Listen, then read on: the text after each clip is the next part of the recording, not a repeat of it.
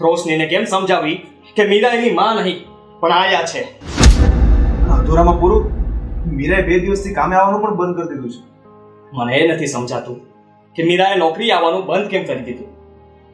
શું તકલીફ થઈ હશે એને? શેઠ, તમે જ ગુસ્સામાં એને ના પાડી હતી ને આવવાની. અને હું શું કહું, તમે મીરાના ઘરે જઈ આવો ને, એમને પાછી નોકરીએ લઈ આવો. મને લાગે છે કે મીરા બરાબર નહીં રહેશે. રઘુ, રોશનીને ક્યાં સુધી આપણે ભ્રમમાં રાખીશું? અરે એને ક્યારે સમજ પડશે કે મીરા એની માં નથી? શેઠ, બેનબાની ઉંમર હજુ નાની છે. મને એમ લાગે છે કે મીરાને આપણે જો 3-4 વર્ષ નોકરી કરવા દેવી જોઈએ. ત્યાં સુધીમાં બેનબા પણ મોટા થઈ જશે અને સમજો પણ થઈ જશે. ત્યારે કદાચ એ સમજી જાય કે મીરા મારી માં નથી પણ એક આયા છે.